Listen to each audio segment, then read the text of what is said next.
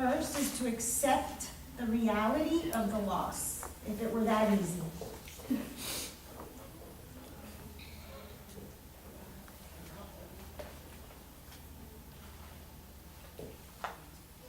To process the pain of the grief. So I was just talking to a client of mine who wants to do some training with me, and we were talking about like this mind, body, spirit connection. And she wants to do some energy work, so she's been doing that with me. And she's like, she called because one of her friends said to her, "That's just hocus pocus." And she's like, "Is it hocus pocus?" And I said, "Let me give you an example. If you have," well, I'm going to borrow your bottle. If you're walking down the road and you have a block, let's say you're driving and this is a log, you need to remove this block from your way. Energy work removes the block so that you can keep going. If you do not do the mind work, if you don't do the thoughts, it's just going to come right back. And every week you can come over, and every week I remove your energetic block, it's going to keep coming back. Okay? A total pain in the ass. You have to do the mental work. Okay? But you also have to do the spiritual or the emotional work to remove the emotional blocks that are there. And that's part of processing the grief. And I've discussed my belief between emotion and feeling before. Emotions to me are blockages that we've had, and I use this example of the child. So you go to a restaurant and the mom looks at the kid and the eye of death, and the kid knows, oh shit, shut up, mom's pissed. That creates an emotion because the kid cannot express himself. At that moment, he's learned what I have to say is invaluable. That creates an emotional block. That's a sense of grief, if you will. It's a process and emotion. Versus if the kid has a temper tantrum and he's like, ah! And finally the kid cries himself so much that he falls asleep. That's a feeling. That doesn't create an emotional block. That's what we have to learn in grief. We have to process that grief, whether it's crying, whether it's throwing things, whether it's temper tantrums, we have to process that. The other day I had a client and I was doing astrology with her. So I use all of these tools in addition to my psychological practice. Whether I have to use cards, whether I have to use astrology, whether I have to use energy work, I use it in conjunction to my psychological work. So, which always is limited beliefs and negative thinking and the subconscious. So, all of these things work in tandem. It's not hocus pocus because you're always working on the negative thinking. So, I opened up her chart before she walks in the room and I was like, oh wow, you want to kill someone. And I saw something in her chart that was making her very angry. And she's like, yes, I am livid, blah, blah, blah, blah, blah. And I said, well, you're gonna have to just get angry. Like, what would I accomplish by telling this person, don't get angry?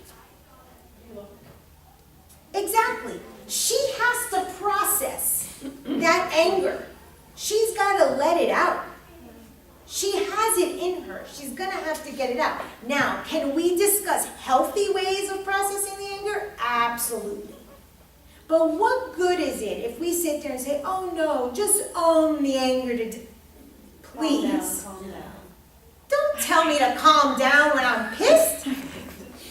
Now let's look at some healthy ways so that you don't kill someone or get fired, you know.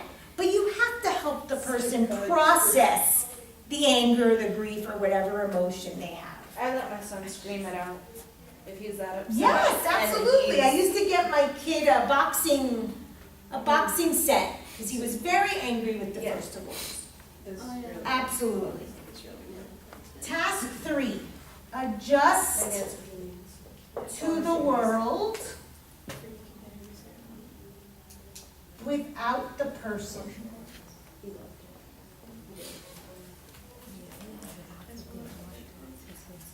So adjusting to the world without the person is getting the person to have, like we mentioned here, new roles, new status, doing things. Doing things. Okay, pre-warning, I sneeze like a mouse. Doing things that the person starts to have a new identity. Perhaps it's things that they never did with the person. Because if they associate, it's like your mom. She may never clean those Swarovski crystals because it reminds her of your dad. But she could maybe collect something new, a new collection or a new activity that isn't a reminder. And fourth, Won't that still remind them, even though it's new, they still collect it? it could, but it's something not so deeply connected. Now, some people may, and this is part of 4, which is to find a new life while still holding on to a memory of the new person, of the old person. Some people may be able to embark on their old activities without the person. That's going to be very personal. I have a client who goes on cruises. She's a cruiseaholic. No. She goes with friends and family and sisters. She's got a big group of sisters. But she used to go with her partner. And she still now goes on cruises. She was able to still continue cruising, even though she doesn't have the partner anymore. So some people are able to continue with the activity, not everybody, okay? So find enduring connections. Try not to sneeze. I got 8 in cruise. Just sneeze it. Disturb the class. It's fine. That's bad. One with my uncle. No, she And never then my always other uncle sneezes. was like, Those are you know, really the Is it really bad? Yeah. I hold them all the time. No, You you shouldn't. shouldn't. No, you shouldn't. No, because it Yes. puts pressure on the little tiny Well, veins that you it's have just something that you by need your to I eyes. do it all the Side time. is- Even So of their good. new life. Okay. They picked the right one, I ain't picked nothing. So this article says, recent grief specialists teach us that the goal for the bereaved, this is good to know, is not to recover from the loss, but rather to focus on the change and learn how to integrate the loss into one's life. All of this is easier said than done, and it's a process, and that's why we give grieving 2 years, Yeah. according to the Kubler-Ross model. That last part, like that last sentence of that, it's good once a person understands it, because it's just like, see what the death brought you. Right, which is what this is saying. See what it brought. How can you integrate that into your model? So for instance, my aunt and my grandmother never stepped into a store. This wasn't the case. But if my grandfather or my uncle would have died, they would have learned independence. That's something that they would have had to integrate. That's what it would have brought them. They would have learned to go grocery shopping. That's something that they can actually hold their hat on and say, I learned to be more independent. You know, I don't know what is going to happen. I've now applied for several programs. I want to continue my studies. Maybe I would not have applied to these programs if I would not have, you know, gotten divorced. Who's to say? I mean, we don't know. And Mr. Pachi was giving me a pep talk yesterday about how all of these things are making us who we are. You would never know. You're just this combination of all of these things and these experiences. So you just have to sort of embrace them. It's meant So- to be for a reason. Right, We just don't understand why. we don't. So We'll never. the goal for the bereaved is not to recover. So it's important that we don't try to have the person think that it's a recovery, because that's sort of like an illness when we think of it, of recovery. from the loss, but rather to focus on the change and learn, like Denisha was saying, how to integrate the loss into one's life. So there's something called the Plicit model. Okay, let's write this out. P-L, Just reminding you 1:30 what time is it? 10:30. Oh, yeah, we have time. S-S-I-T. Okay. The Plicit model is a guide for therapists to help patients towards this goal. So this is how we're moving from a model of recovery. I'm going to tell you what it means in a minute. It stands for permission. I was trying to figure out which way that was going, like. Hold on, let me write You it like out. cross words, and you're like. Limited information. My mind don't function. And I'm gonna post this on the Blackboard, so you have this article. Specific suggestions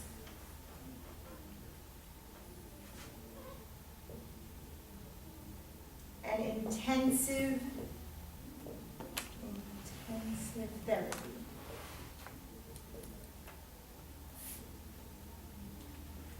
Okay, so permission. So therapists initiate the topic of the loss so that the client has permission to talk about the loss. So one of the things that we do in the session is we give a safe space, and that's what we do.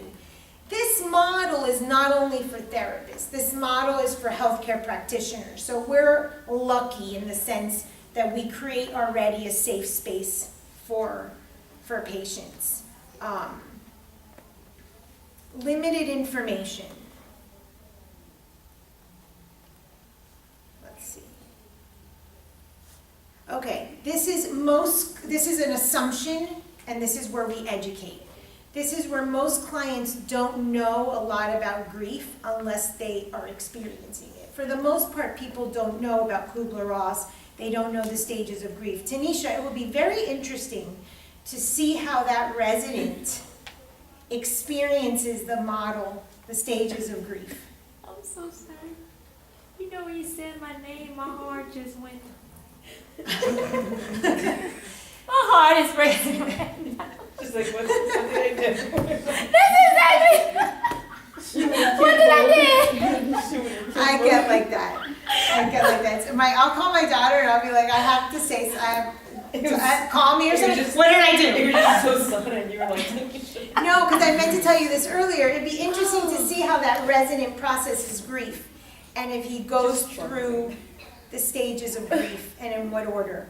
He's already coping by cleaning out the house. It'll be interesting to see how he goes through denial. Part of what he's doing might be some of the anger, that he's cleaning out, and how he deals with bargaining, how he deals with the depression. But I wouldn't know that. Like, I only knew that part because the son was talking to me. Right, but you work in that environment, you're gonna see him, no? Yeah, but for me to ask him? No, just to kind of see Yeah. in your Just day-to-day see. interactions with him. Yeah. Oh. It'll be interesting to see how he processes it. Most people aren't familiar, that's why it's limited information. Most people don't have information about grief and models of grief until they're going through it. So we can give them handouts, we can give them information. Specific suggestions. One of the major ones is to educate clients on these morning tasks. Okay, so these are specific suggestions. And then intensive therapy is to give clients referrals if we're unable to handle the grief because we're not grief therapists, recommending specific referrals to grief therapy. Okay. So some of the suggestions are rituals, which we talked about, exercise, spending time in nature, writing or journaling, massage or healing touch, and referrals to a grief therapist. And then briefly, this grief questionnaire, and there's more in that article, so let's quickly answer this. So just make a note on your piece of paper. Think of some situation in which you've grieved, whether it's the loss of a loved one or a situation. Number 1, how much are you having trouble accepting the death or the ending of blank? 0, not at all. 1, somewhat. 2, a lot. 0, 1, and 2. Yeah, 0, 1, and 2. How much does your grief still interfere with your life? 0, not at all. 1, somewhat. 2, a lot. Number 3. How much are you having images or thoughts of the name of the person when he or she died or separated from you, or whatever the situation is, or other thoughts about the death that really bother you? 0, not at all. 1, somewhat. 2, a lot. Number 4, are there things you used to do when blank was alive that you don't feel comfortable doing anymore, that you avoid? Like going somewhere you went with him or her, or doing things you used to enjoy together, or avoiding looking at pictures, or talking about them. How much are you avoiding these things? 0, not at all. 1, somewhat. 2, a lot. And 5, how much are you feeling cut off or distant from other people since blank died, even people you used to be close to, like family or friends, so like a reminder? 0, not at all. Somewhat. 1, and 2, a lot. Sorry about that. And if you get a 5 or higher, you may have complicated grief. Okay, anyone get a 5 or higher? I got 7. I got 7. I got a 10. I got 5. Okay, so we may have complicated grief. I got 6 and 9. I could have told Because that. I did one side. I did one side for my dad and one side for my mom.